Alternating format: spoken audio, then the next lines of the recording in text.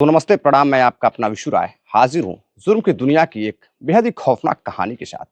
साथियों, अभी हमारे देश में कोलकाता ट्रेनी डॉक्टर का मामला थमा भी नहीं है। लोगों में आक्रोश है। लोग आज भी इंतजार कर रहे हैं कि उन अपराधियों का जल्द से जल्द खुलासा हो और उन्हें फांसी की सजा दी जाए। लोग फांसी की मांग कर रहे हैं। हर जिले में, हर जगह, हर प्रदेश में धरना प्रदर्शन हो रहा है। उस लेडी डॉक्टर को श्रद्धांजलि दी जा रही है। लेकिन इसी बीच महाराष्ट्र के ठाणे में एक जगह लगती है बदलापुर। बदलापुर के एक स्कूल से बेहद ही खौफनाक खबर आती है। दरअसल 16 अगस्त को एक परिजन अपने बेटी से स्कूल जाने के लिए कहते हैं, तो मासूम सी बेटी बड़ी डरी डरी रहती है। वह कहती है, पापा मैं स्कूल नहीं जाऊंगी, अब मेरा एडमिशन किसी और स्कूल में करा दो। और जैसे ही परिजन यह बात सुनते हैं तो वह पूछते हैं कि आखिर बेटा तुम्हारे साथ ऐसा क्या हुआ है, तुम स्कूल क्यों नहीं जाना चाहती हो। तभी बेटी रोने लगती है। अब बेटी रोने लगती है तो अब उसके जो माता पिता रहते हैं वो परेशान हो जाते हैं कि आखिर उनकी बेटी के साथ ऐसा क्या हो गया है कि उनकी बेटी रो रही है। सब 15 अगस्त, पूरा देश 15 अगस्त की खुशियों में डूबा हुआ था। तभी माँ कहती है कि बेटा आज तुम्हें नहीं जाना है क्या, तुम आज अपने देश का झंडा फहराने नहीं जाओगी क्या। तो लड़की रोने लगती है, कहती है माँ आज तबीयत ठीक नहीं है, आज मैं नहीं जाऊंगी, मैं कल चली जाऊंगी। और जब 16 अगस्त आता है तो जब पिता कहता है कि बेटा कल भी स्कूल नहीं गई, आज भी नहीं जा रही हो, आखिर बात क्या है, तुम इतनी डरी डरी सी क्यों हो। अब जो बेटी रहती है वह रोने लगती है और रोते हुए अपने पिता को एक ऐसी हकीकत बताती है जिसको सुनकर वह सन्न रह जाता है। साथियों, अब उसकी हकीकत सुनने के बाद वह पिता पहुंचता है पुलिस स्टेशन। पुलिस स्टेशन पहुंचता है और शिकायत दर्ज कराता है उस स्कूल के एक व्यक्ति के नाम पर। अब शिकायत दर्ज होती है, उसे गिरफ्तार किया जाता है। लेकिन जब लोगों के सामने इसकी हकीकत आती है तो लोग हैरान रह जाते हैं। दरअसल साथियों, दो दोस्त जो एक ही स्कूल में पढ़ती थी और भी कई लड़कियां उसके स्कूल में पढ़ती थी, लेकिन एक दिन एक लड़की अपने स्कूल में जब पढ़ने के लिए जाती है, 13 अगस्त की सुबह जब वो पढ़ने के लिए स्कूल में 9 बजे जाती है तो एक व्यक्ति जिसको वह दादा कहती थी, मराठी में दादा को भाई कहते हैं, वह उसे अंदर लेकर जाता है कमरे के अंदर। और वहाँ पर प्रिंसिपल भी रहते हैं, सभी लोग उस स्कूल में मौजूद रहते हैं, लेकिन किसी की नज़र नहीं पड़ती है। उस मासूम सी बेटी को लेकर वह अंदर जाता है और अंदर जाने के बाद अपनी उस बेटी को अंदर ले जाकर उसके साथ अश्लील हरकतें करने लगता है। अब वह छोटी सी बच्ची वो चीखने लगती है, रोने लगती है, मना करने की कोशिश करती तो वह जो दादा रहता है वह मानने को तैयार नहीं होता है। वह उसके साथ जबरदस्ती करने लगता है और उसके प्राइवेट पार्ट को छूता है और घिनौनी हरकत करता है। अब तभी एक और लड़की की नजर पड़ती है तो उस लड़की को भी वो अंदर बुलाता है और फिर दरवाजा बंद कर उन दोनों लड़कियों के साथ सेम हरकत करता है, दरिंदगी करता है। दरिंदगी करने के बाद वह लड़कियों को कहता है कि किसी से कुछ कहना मत, वरना अंजाम बुरा होगा। अब वहां पर दोनों लड़कियां डरी रहती हैं। मासूम सी छोटी सी बच्ची जब घर जाती हैं, दोनों ही बेटियां, तो घर जाते ही उनकी तबीयत खराब हो जाती है। अब माता पिता को लगता है कि आखिर ऐसा क्या हो गया, अचानक से तबीयत खराब हो गई। बेहद डरी डरी सी लड़कियां किसी तरह 13 अगस्त का दिन बीतता है। 14 अगस्त को वो स्कूल नहीं जाती हैं। जब 15 अगस्त आता है तो माँ बाप कहते हैं, गार्जियन कहते हैं कि बेटा आज तो स्वतंत्रता दिवस का दिन है, आज तुम्हें झंडा फहराने के लिए स्कूल में जाना चाहिए। तभी दोनों ही परिवार की दोनों बेटियां परेशान हो जाती हैं और रोने लगती हैं। कहती हैं कि नहीं, मैं उस स्कूल में नहीं जाऊंगी, मुझे कहीं और पढ़ना है, मुझे किसी और स्कूल में पढ़ना है, वहाँ मेरा एडमिशन करा दो। अब जो भी गार्जियन दोनों परिवार के रहते परेशान हो जाते हैं कि आखिर ऐसा क्या हुआ है। तभी सब वो पूछताछ करते हैं अपनी बेटी से। तो उनकी जो दोनों बेटियां रहती हैं, दो परिवारों की, अब एक परिवार की जो एक बेटी रहती है पीड़िता, वह रोने लगती है और कहती है कि पापा जो स्कूल के दादा हैं, वह मुझे क्लासरूम में ले जा करके मेरे साथ मेरे अंगों को उन्होंने छुआ है और बहुत ही घिनौनी हरकत की है। अब वो परेशान हो जाते हैं। परेशान होने के बाद वह लड़की बताती है कि उसकी एक सहेली है, उसके साथ भी उसने ऐसा किया। अब उसके साथ भी ऐसा होता है, वह सुनकर परिवार वाले और हैरान रह जाते हैं कि जिस स्कूल में बेटी को पढ़ने के लिए भेजते हैं, उस स्कूल में ऐसी हरकत हो रही है और किसी को पता भी नहीं है। अब वह यह जाँचने के लिए फ़ोन करते हैं कि क्या वाक़ई में यह लड़की सही कह रही है। उन अपनी ही बेटी की बातों पर विश्वास करने के लिए वह अपनी बेटी के दोस्त के घर फ़ोन करते हैं। जब उनके परिजनों से पूछताछ करते हैं तो उनके परिजन कहते हैं कि हाँ, मेरी भी बेटी ने ऐसा बताया है और अब दोनों मिलकर पुलिस स्टेशन जाते हैं और जाने के बाद शिकायत दर्ज कराते हैं। लेकिन शिकायत नहीं दर्ज की जाती है। पुलिस शिकायत दर्ज करने में आनाकानी करती है। करीब 12 घंटे बाद एफआईआर दर्ज होती है।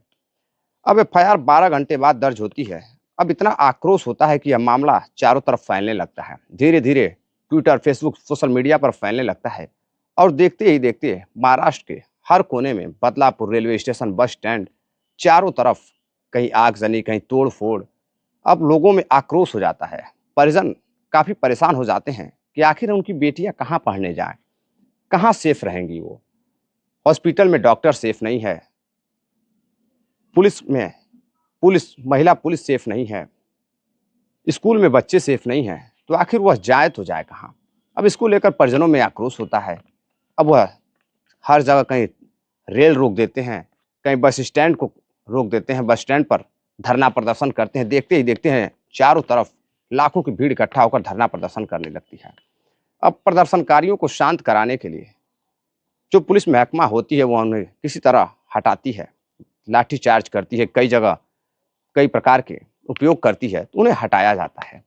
हटाने के बाद अब जैसे ही मामला अब ऊपर अधिकारियों तक जाता है, आला अधिकारी इसकी जाँच करते हैं और जाँच करने के बाद जो स्कूल प्रशासन है, जो प्रिंसिपल हैं और क्लास टीचर हैं, सभी को सस्पेंड कर दिया जाता है और एक व्यक्ति जिसने गंदी हरकत की थी, उसको गिरफ्तार कर लिया जाता है और 500 एक्ट के तहत मुकदमा दर्ज कर उसे जेल भेज दिया जाता है।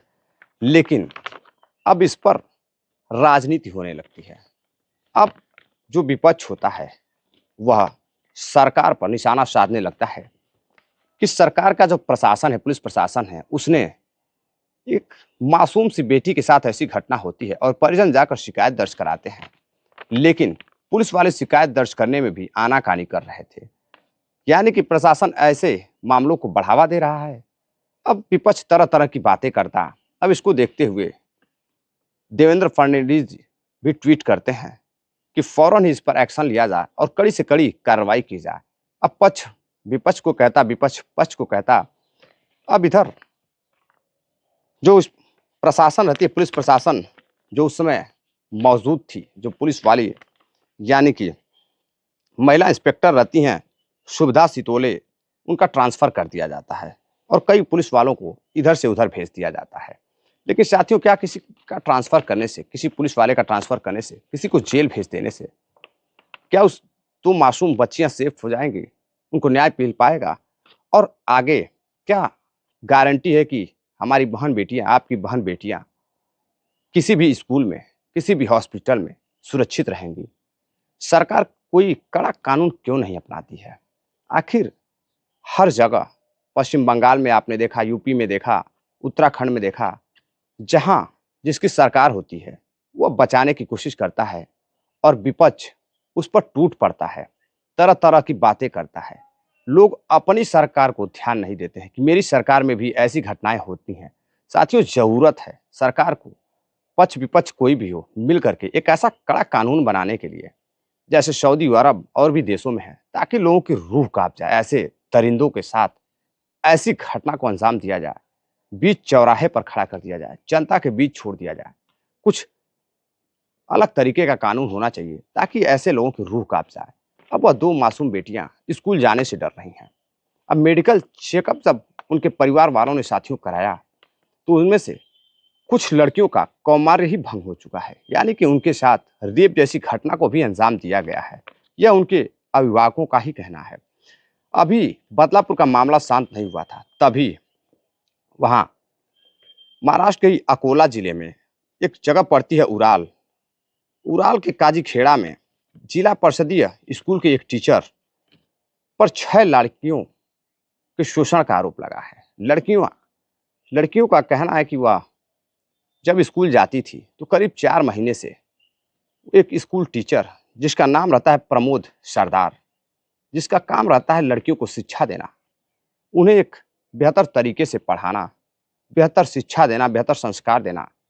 लेकिन प्रमोद सरदार उन लड़कियों को अश्लील वीडियो दिखाता था और अश्लील वीडियो दिखाकर उनके साथ फिजिकल रिलेशन बनाता था, ज़बरदस्ती करता था। और लड़कियां जब कुछ कहने के लिए कहती तो वह उन्हें धमकियां भी देता था। अब 4 महीने से लड़कियों का वह शोषण कर रहा था।